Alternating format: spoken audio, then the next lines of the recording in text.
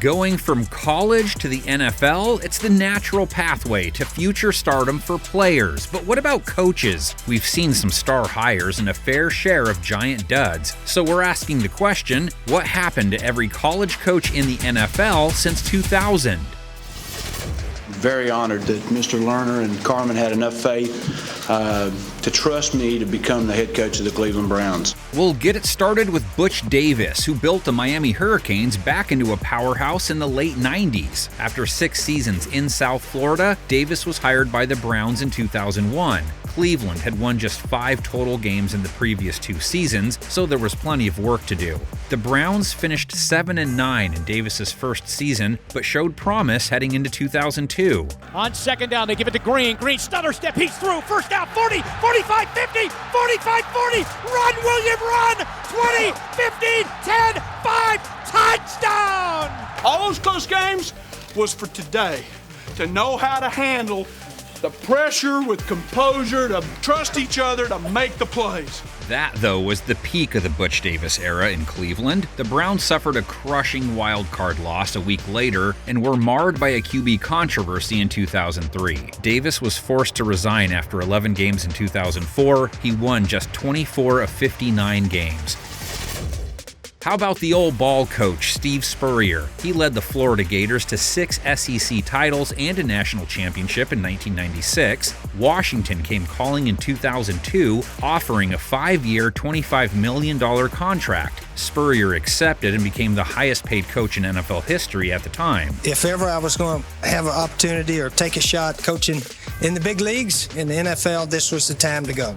Spurrier was Washington's 4th head coach in 3 seasons, but he inherited a talented team. Stephen Davis, Chris Samuels, LeVar Arrington, and Champ Bailey all played big roles in 2002, yet the team underachieved, finishing just 7-9. Spurrier resigned after the 2003 season with a 12-20 career record.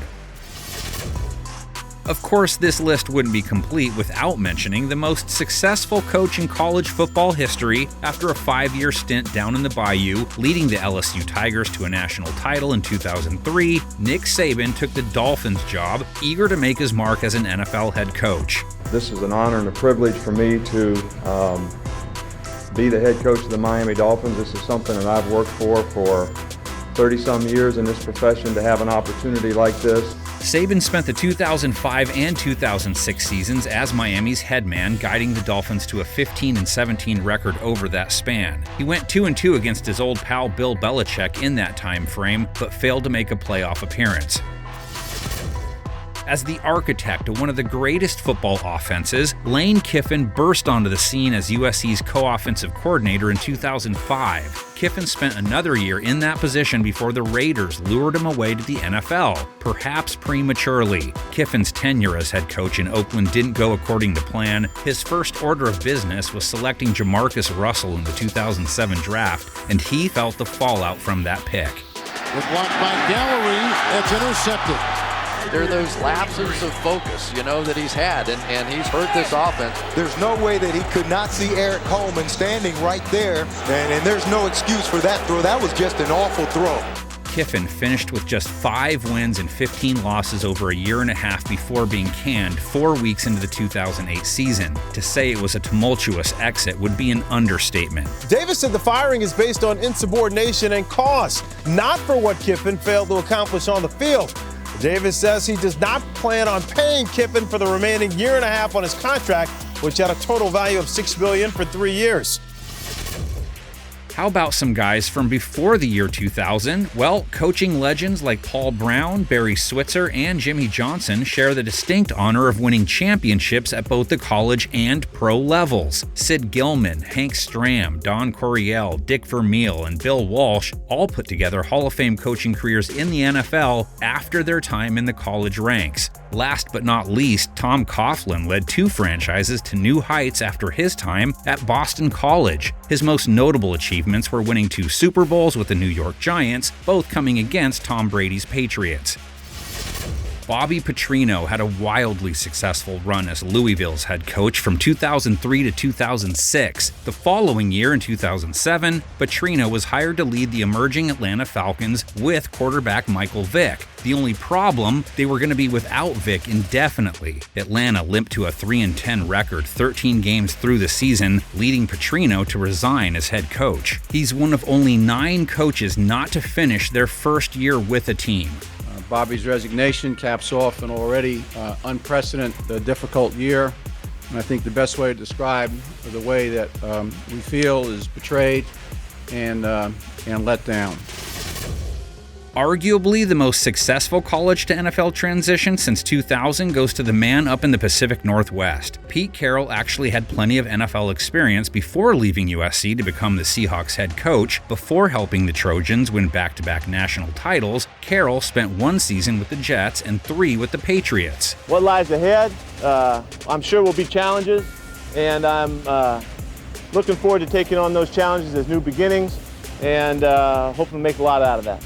But his third head coaching stint in the NFL was the charm. Since 2010, Carroll has registered multiple division titles and playoff appearances, with his most notable accomplishment coming at the end of the 2013 season. Your Seahawks, Super Bowl 48 champions. Jim Harbaugh helped put Stanford football back on the map during his 4 seasons as the Cardinal head coach, and in one of the most seamless transitions, Harbaugh immediately brought the 49ers back to relevance in his first year in San Francisco. Smith on 3rd and 3. He throws to the end zone, and the catch is made by Vernon Davis for a Niners touchdown.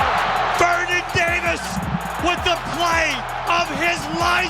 Can you feel Candlestick? You did it. That's one hell of a football play.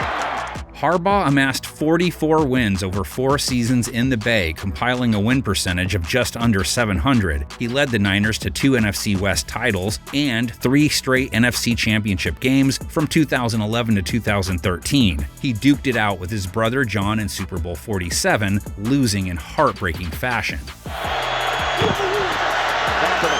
Lost it in the air. No flag. Incomplete. Coach Jim wants a holding call, but he doesn't get it. After an 8-8 season in 2014 and endless rumors surrounding Harbaugh and the 49ers organization, the two decided to part ways, opening up the opportunity for Harbaugh to return to his alma mater. In 11 seasons as head coach of the Rutgers Scarlet Knights, Greg Schiano brought a lot of respect to a program that was near and dear to his heart. In 2012, the temptation to hop on board with the Tampa Bay Buccaneers was just too much to deny. But Schiano's transition to the NFL didn't go as smoothly as he would have hoped. The Bucs lost 5 of 6 games to end the year in his first season and started his second campaign with 8 straight defeats. Threw it 51 times, but in a losing effort again, and Greg Schiano 0-7, and they've lost 12 of their last 13. 2 years in Tampa was all he got, recording an 11-21 record with no playoff appearances. Doug Marone spent 4 seasons as head coach of Syracuse before taking off to another location in upstate New York. Marone led the Buffalo Bills for 2 seasons in 2013 and 14 before becoming the Jags skipper a few years later. Marone's first year in Jacksonville was a success. He led the Jaguars all the way to the 2017 AFC title game before losing a tight one to New England. Stepping up and throwing, and it is knocked down by Gilmore. Marone lasted 3 more seasons in Jacksonville, compiling an NFL career record of 38-60. Chip Kelly did nothing but win while coaching the Oregon Ducks. His team came up short in the 2011 National Championship, but that was enough to show the NFL he could be the real deal. In 2013, he brought his fast break offense to Philadelphia in his first year as head coach. Right now, the Eagles with a first down at their own 37. Foles is airing it out for Riley Cooper. He's got it. That's a touchdown, Eagles.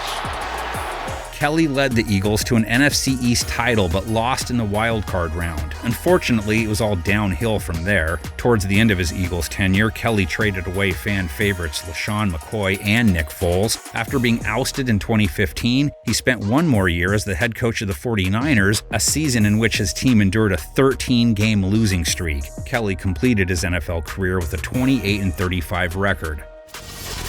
Of course, for as many pre-2000 stud coaches, there are also duds. College legend Lou Holtz is another one of those 9 coaches who didn't finish their first year at the helm. Former Colts coach Frank Kush brought problems to every stop of his coaching career, and former Oilers head man Bill Peterson only won a single game in 19 tries during his time in Houston. As far as his college and NFL coaching careers went, Homer Rice's tenures were nothing to write home about. Darryl Rogers somehow survived his 4th season in Detroit despite only winning 18 games with the Lions. Before the Bill Parcells era in New England, there was Dick McPherson. He lasted just 2 years with the Patriots, and Chargers coach Mike Riley didn't give the Spanos family the success they hoped for when they hired him in 1999. However, he was partially responsible for drafting LaDainian Tomlinson and Drew Brees. After a successful run as a member of the Patriots coaching staff, Bill O'Brien took on the tall task of replacing Joe Paterno at Penn State in 2012, but O'Brien could only stay away from the NFL for 2 years before the Texans came calling. It's about accountability, it's about demanding, and it's about putting together a tough, physical, smart, fast football team. Despite fizzling out toward the end of his tenure, Houston had some very tangible success with O'Brien. The Texans won 4 AFC South titles and had 5 winning seasons during his 7-year tenure. O'Brien is one of the few guys on this list who can lay claim to an overall winning record in the NFL. Kliff Kingsbury has mentored some electrifying quarterbacks over his career, most notably Patrick Mahomes at Texas Tech, where Kingsbury spent 6 seasons as head coach. In 2019, Kingsbury added another to his list when the Arizona Cardinals drafted Kyler Murray in his first year at the helm. Kingsbury and the Cardinals put together some promising seasons in 2020 and 2021, with the latter being a playoff year for Arizona. But sadly, it didn't work out in the end. Kingsbury finished his tenure in the desert, winning just 28 of 66 games. After Matt Rule brought the Baylor football program out of its darkest days and into the light, Panthers owner David Tepper thought Rule could do the same for Carolina. Before the Giants could even meet with Matt Rule, Ian Rappaport is reporting that Matt Rule is going to be the next head coach of the Carolina Panthers. But after 2 1/4 subpar seasons, Tepper pulled the plug on Rule's reign before Week 6 of the 2022 season. He finished with just 11 wins and 27 losses. The college legend that is Urban Meyer remained just that after less than 1 full season as Jaguars head coach. His time in the NFL was dysfunctional, to say the least, making the headlines for numerous off-field issues. Meyer is another one of those guys that's part of the 9 coaches who did not finish their first year with a team after posting a 2-11 record through 13 weeks. Spoke to Urban Meyer for 23 minutes on Friday, his first comment since being unceremoniously fired by the Jacksonville Jaguars. He described himself as devastated and heartbroken. He envisioned Jacksonville being a destination place, and winning there obviously did not happen.